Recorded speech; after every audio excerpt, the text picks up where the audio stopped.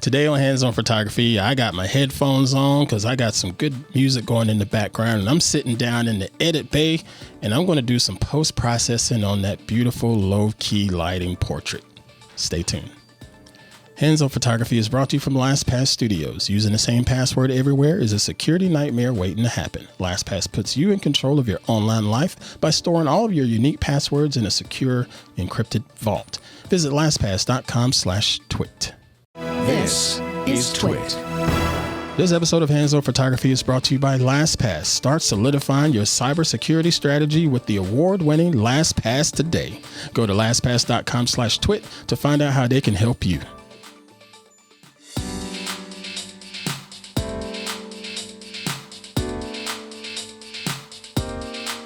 Hey, what's going on, everybody? I am Pruitt, and this is Hands On Photography here on TWiT TV.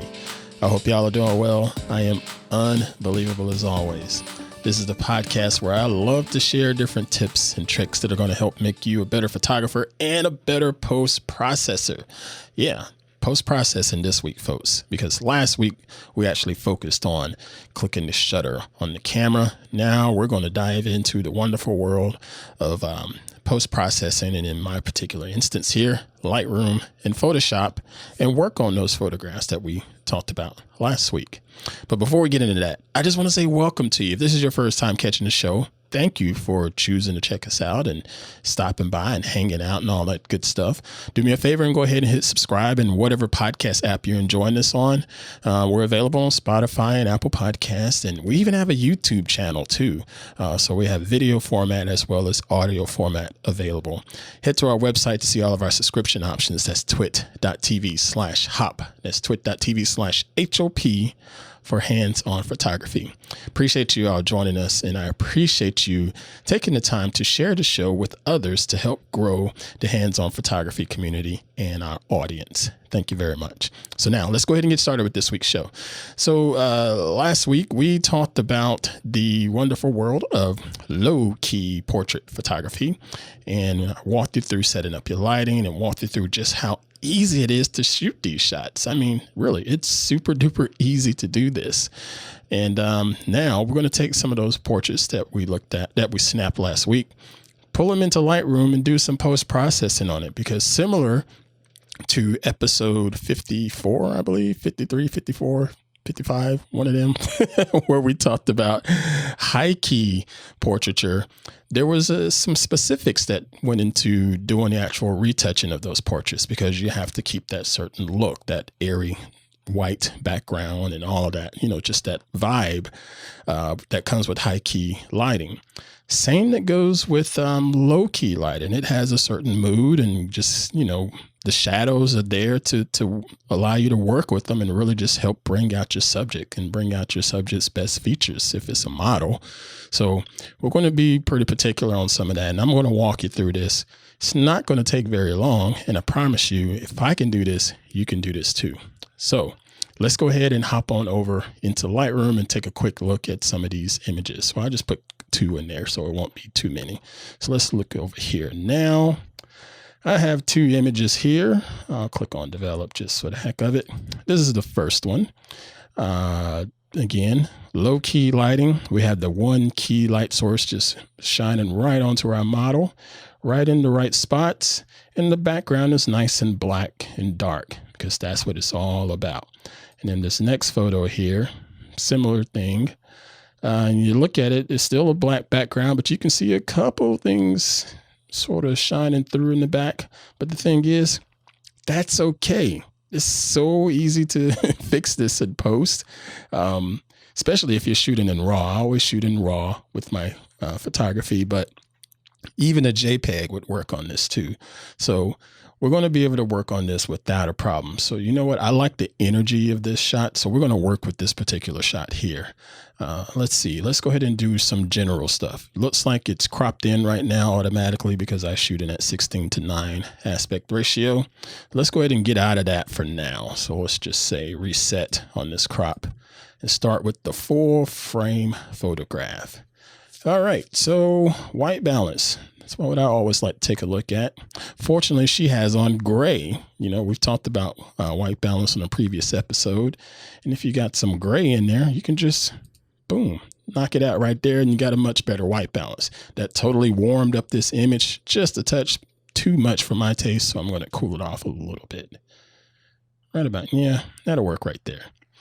So now we can look at exposure quality. If you look at our histogram here in the upper right of the screen, the histogram is saying, hey, your image is underexposed because everything is shifted over to the left-hand side here in the blacks and shadows area of the histogram. Well, it's not underexposed. It's just because we have a whole lot of black dark areas here and just one little key light. So the histogram is confused, but I still think we can bring the exposure up just a touch in this matter. So I'm going to push our exposure slider up right here, take it up a couple notches, not quite one stop, but I think that right there is already 200% better. Granted, it is putting some light on the background that I don't necessarily want and bringing some things out, but don't worry, we can fix that. So let's do some more quick tonal adjustments here.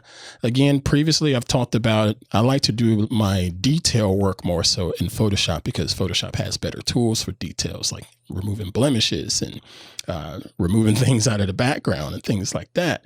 But I want to do some of the tonal stuff and quick little overview things here inside of Lightroom. So we'll take a look at the vibrance on here because the vibrance affects the skin tone. See, if I crank it up too high, her skin is really, really bronzy and she's not that bronzy. So I'm just going to take it up a little bit right there. That looks pretty good. And then you also have the clarity and texture that you can play with.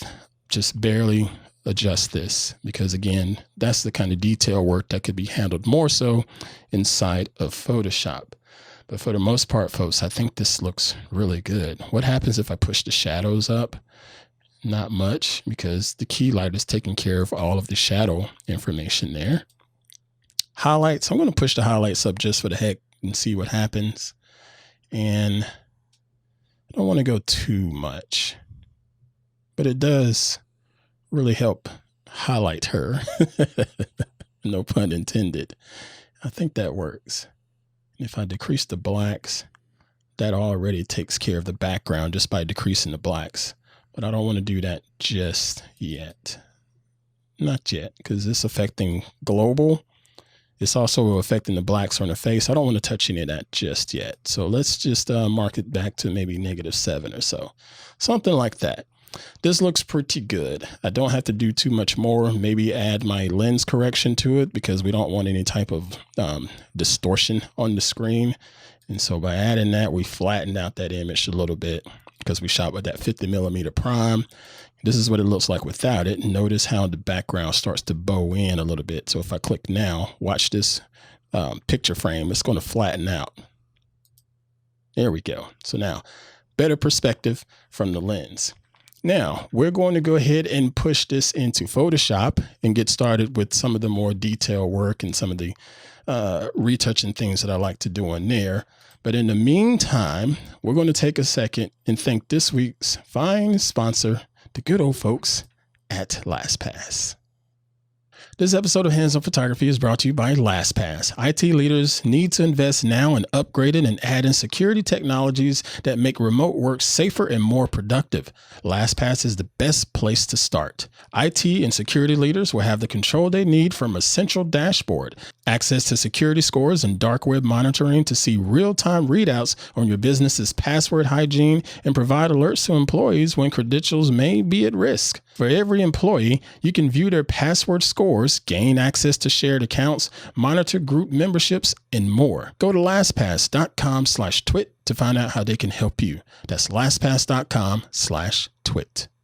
And we thank LastPass for their support. All right, so now we're back and we're inside of Photoshop, and I love sitting in Photoshop and just going through all of the different menus and all of the different options, especially if I throw on me some headphones and get some good music on. I can really just get in the flow and just, have some good old fun with all of the manipulation and retouching inside of Photoshop. First thing I like to do is run my sharpening process, the sharpening action that we've talked about previously on the episode with Photoshop actions. And this is going to sharpen up our image just to make it look a little bit better. So we're going to hit play on that. It'll run through and do its thing. And when it's done, it will give me all of my layers that I would typically have with part of my sharpening process, giving me a nice blur layer and a sharpening layer. And I can double check to make sure this isn't too sharp.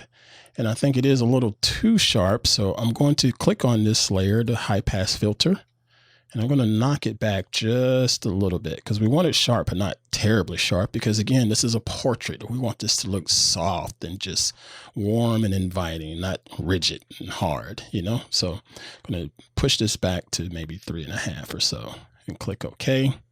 Now I will close this group here in my layer panel. So now if we take a look at the before, that's what it looked like before sharpening. And this is much better after sharpening.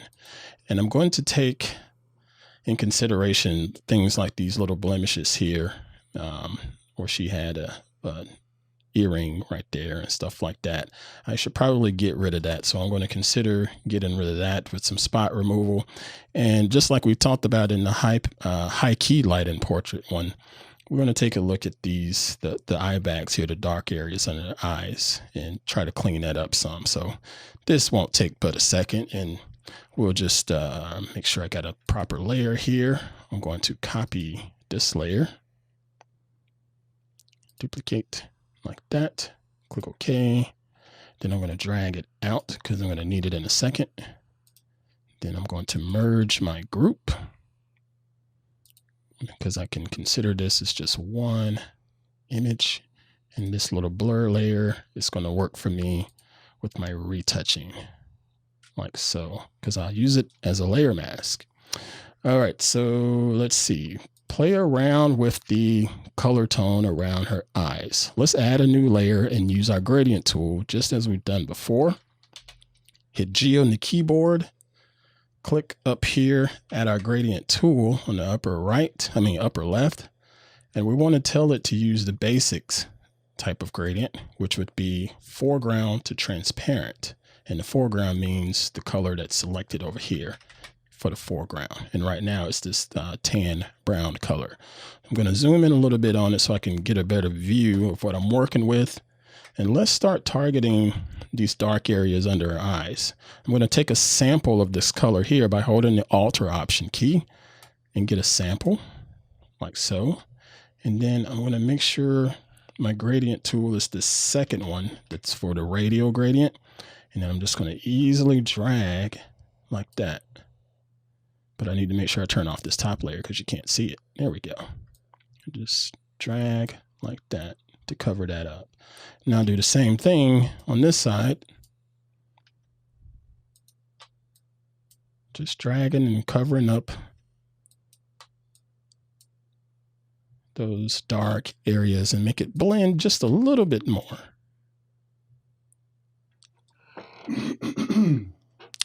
Okay, so now, again, that's going to look weird to you, of course, but thanks to the wonderful power of Layer Mask, I can go in here and just blend it back in nice and beautifully. So we'll make a layer mask and click the brush tool.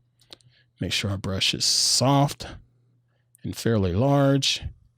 And then we'll make sure our flow up here in the upper part of the menu, make that about 4 or 5%, something like that. Because we really want to just brush this in.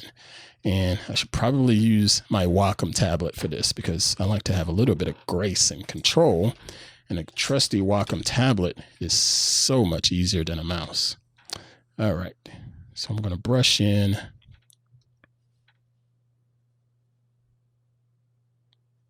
Just enough. Like that. But notice I brushed too much on here because I went over actual eye. And all I have to do is just hit X on my keyboard and fix that. And bring it back. Okay. And I still think I brushed a little too too harsh on this, or I can just dab a little bit because I don't want to lose the texture of her skin right there. But still make sure we maintain that blended gradient tool up under there. So let's do the same thing on this side. Hit X to go back to our black brush. Brush in like so. There we go. And we still have some texture there because I'm just barely tapping with my stylus here because it's pressure sensitive. I'm gonna go back, put a little more texture over here too. Like that. There. So now let's zoom out, take a look at this here. This is what it looked like before. And now with the touch-ups, looks much better. Sweet. And you know what? I think I should put a little bit more around her eye here. So let's go back to that layer mask. And let's brush in with our brush tool. Put some of that shadow back.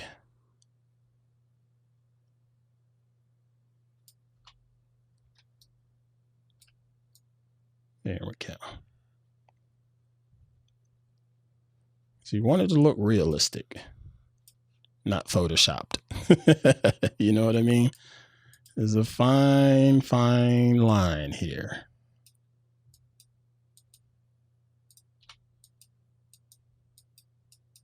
There, that's got it. So now everything is looking great with our eyes. Let's take out some of those extra blemishes like we talked about a second ago.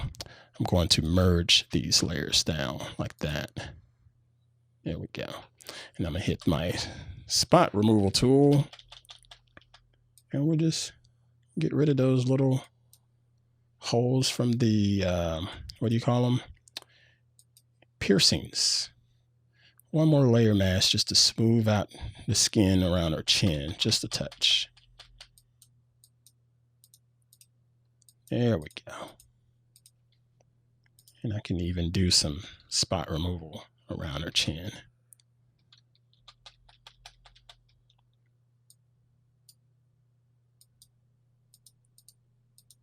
Yeah, that looks a little bit better. There. I dig it. I think this is going to work. So now what we'll have to do is just save this and go back into Lightroom and finish this up. And while I was thinking, Mr. Victor is just going to fast forward us through to get back to Lightroom right about now. Okay, so now we're back in Lightroom and this is looking really, really good. And I swear the post-processing is just a piece of cake with low-key photography, low-key lighting photography. So let's scroll to the top here of our develop module. Again, there's not much I need to really concern myself with. I could still do a little bit more skin smoothing, but I'm going to make sure I take care of her eyes as well, the detail of the eyes. Remember with portraits, whenever you're doing portraits, the eyes are the most important. Make sure those eyes are nice and locked in on focus and are beautiful and crispy. So I'm going to put an adjustment right here on her eyes to do a clarity adjustment. And I'm just going to brush in to bring out her eye detail just a touch like that. It's really, really looking good there. And if you overdo it, you just hit O on your keyboard to see where you brushed. And I brushed a little too much, so I'm going to go away from some of that, like so. There we go. Much better. Hit O again, that goes away. And now let's do some skin smoothing just a little bit more since I didn't do it in Photoshop because it's really easy to do this level of skin retouching inside of Lightroom because it's not heavy lifting skin retouching. You just do another adjustment brush or just hit K on the keyboard, select new, and then there's a preset in there already that says soften skin. You click that. And if you take a look here, you have all of these parameters on the right hand side of the screen. Notice that the clarity slider has already been pushed all the way down to 0 or -100. Sharpness is adjusted as well. So take that in consideration when you're working on it. So I want to pull the flow back just a little bit because we don't want this to just be full bore. So we're going to drop our pen right here, and we're just going to brush in just a little bit of skin smoothing where applicable. Not too much. And I can do a little bit more around her face too. Right there on her chin, cheekbones. Beautiful, beautiful, beautiful.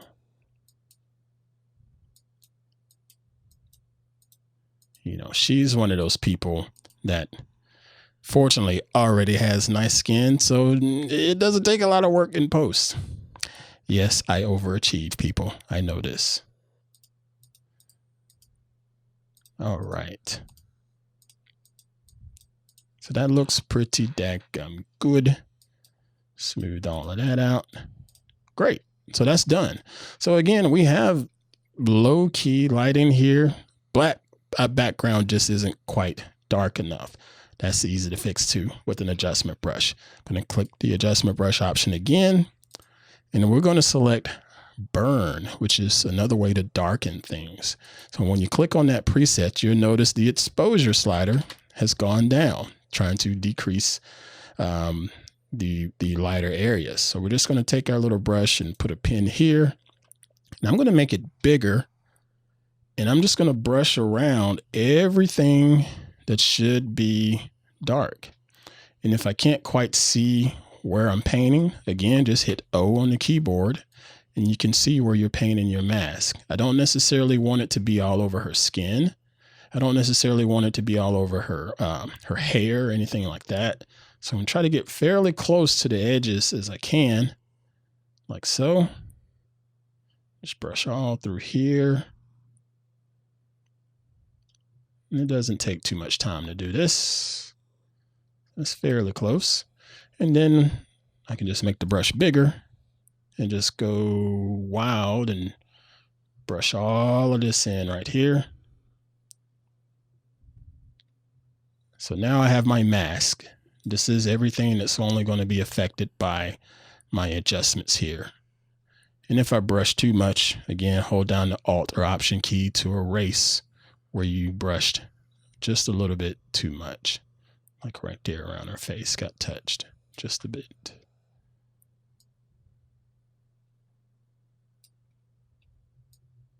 Just a bit on her face got touched. Got it.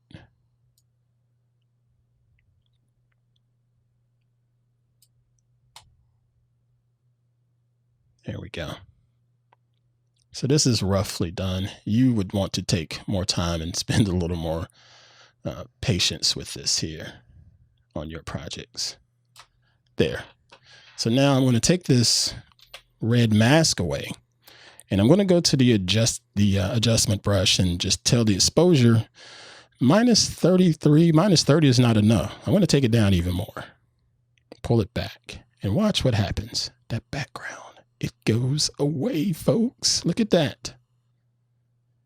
And I see a little bit of halo, so that means I could brush a little bit more closer to the edge just to make it blend in some more. Just brush around. There we go. Brushing around. Making it blend in nice and neat. Lovely, lovely. But I can still see that, that picture frame in the back. I can continue to take the exposure down, or I can even select the blacks right here and decrease the black. There we go. It's disappearing. Isn't that awesome? I love it. I'm going to brush right here because I see a little more detail back there. Okay, now it's gone. Look at that, folks. That's done. If anything you want to do with this, maybe cropping. Cropping may help with this because it can draw attention to where you want it to look. You know, ideally you want to look right here at the eyes and the cheeks. So why not crop it to force the viewer's eyes in that direction? So I'm going to put her right here on this little bit of the right third, like so. And boom, it is done. I love it. Looks outstanding. So let me show you a quick before. Let's see. This is what we started with over here. Okay. Yeah, this is what we started with. And now this is where we are now. It's beautiful, right? Okay, folks, so that is it. That is low-key lighting portrait photography post-processing. I hope you've enjoyed this. I've enjoyed showing you how to do this. I'm telling you, as I mentioned a couple of weeks ago, if you pick two of them, you have high key and low key lighting. I think of the two, the low key lighting is probably the easier to shoot and the easiest to manipulate and work with as far as post-processing goes. And another thing with it, both of these styles look great inside of a black and white setting too. So you know what? Let me just show you the black and white version of that. So we're going to go back to that image, click black and white. It's beautiful. Look at that. It just works. Low key lighting, high key lighting. There's some awesome photography styles. I say get your camera out, whether it's your smartphone or your DSLR or mirrorless or point and shoot, whatever you got. Get your cameras out, practice this. You can do this as well and have a lot of fun and create some awesome images. And heck, you could probably even create some fun memories during the process of shooting too, right? Okay, folks, thank you again for all of the continued support. I look forward to talking to you all each and every week here on the network. Again, make sure you're subscribed. Make sure you're following me over on Twitter and Instagram. On Twitter, I am ant_Pruitt. Give me a follow there. On Instagram, I am ant_Pruitt. Give me a follow over there as well. And please continue to send all of your feedback and image critiques for the show. And just send an email to hop@twit.tv.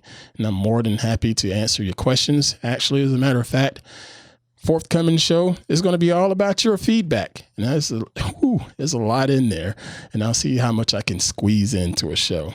And I look forward to sharing that with you all. All right, folks, thanks again for all the support. Thanks for sharing the show. And I will see you all next time here in the network. Safely create and dominate. Y'all take care.